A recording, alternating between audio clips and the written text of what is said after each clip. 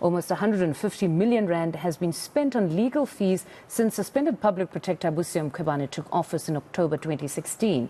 And tens of thousands have been spent on consultants to counter negative publicity she was receiving. These are just some of the issues to emerge from the parliamentary inquiry into her fitness to hold office.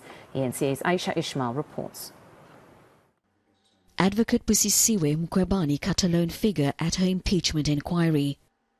Her lawyers left her to fend for herself after the application for a postponement was denied last week. But Mkhwebane says Sianeho attorneys and advocate Dali Mpofu will continue representing her next week. She again voiced her unhappiness over proceedings continuing without her lawyers present. When it became clear that you had ruled to continue without representation, I asked to be excused and I was no longer participating. You refused as well to let me go, so I said against my will, and I felt as if I'm just sitting here as a hostage. So I said yesterday again, Chairperson, explaining that I feel that it's sitting here as if, and I'm just giving an example that as if I'm in an abusive relationship, I'm just told just to sit and listen and not view my issues. But Inquiry Chair Richard Janchi wouldn't be swayed, saying his ruling stands. The Public Protector Legal Services Manager Niels van der Merwe then continued giving evidence. He shed light on how millions were spent on legal fees, often on cases they lost.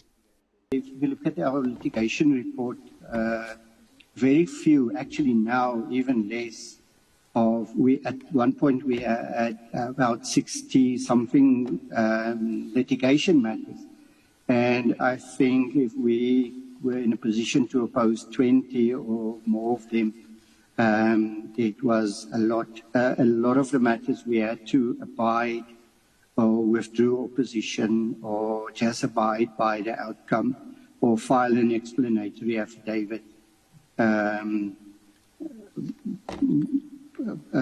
With the litigation costs contributing a lot to those decisions.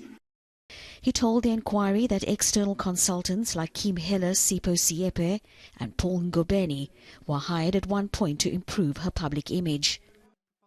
Part of this was penning opinion pieces criticizing judges who had made adverse findings against her. Mkhwebane, who was referred to as a senior counsel, was not a registered legal practitioner. And yet, he gave Mkhwebane legal advice that often backfired. The trio were paid by the Office of the Public Protector through Sianeho attorneys. The hearing continues next week. Ayesha Ismail, Cape Town.